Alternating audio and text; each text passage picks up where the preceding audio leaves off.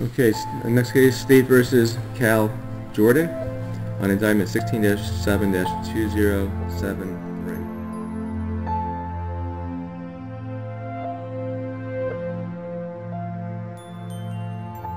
He was really huge. Like, he was fat. Like, a lot of people call him Fat Man. But he was happy, like, as long as you weren't too noisy. He was always laughing, always playing. His siblings adored him. Like, he was just such a lovable little round baby.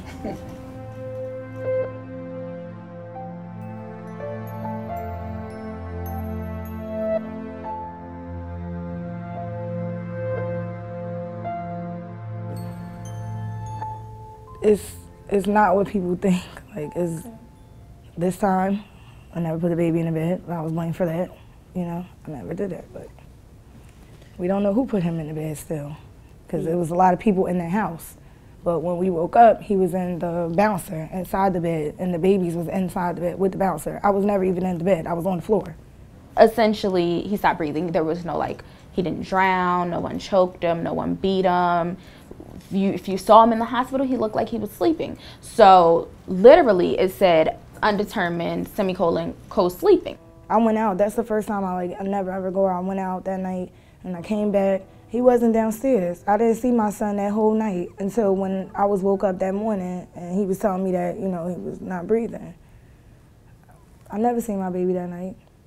He wasn't even downstairs. Then all of a sudden he's downstairs. So we got the phone call and, like, everyone had to take maybe like 5 minutes to sort of kind of regroup, and we were like driving to Newark, and my mother, we were driving separately, and my mother called and she's like, well, mommy said that they took the baby to UMD&J, so maybe they're still working on him, maybe he's not dead. And I'm like, this has happened before.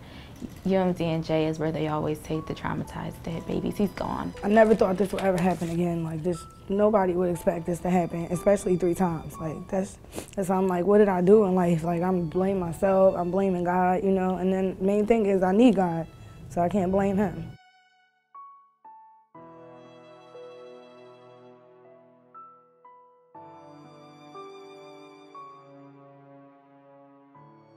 Initially looking at what happened, I thought that there could have been some point of reprimand, correct? But the law is that you're innocent until proven guilty, correct? So in a lot of ways, she was demonized and treated like a villain before there was anything besides she's lost her 3rd child.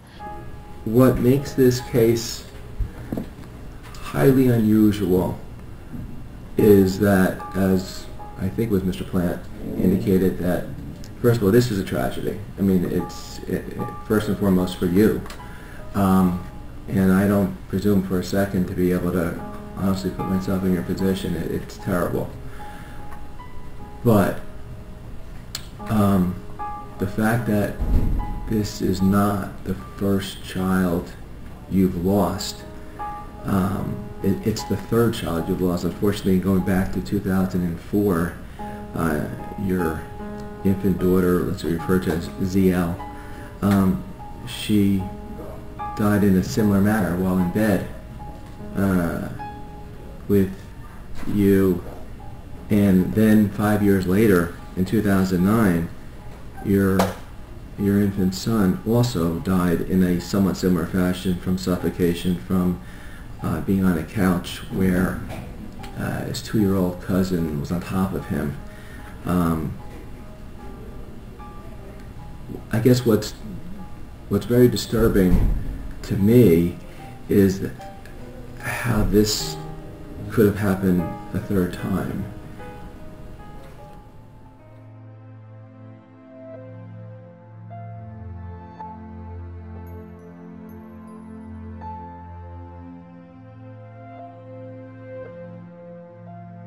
Get a crib.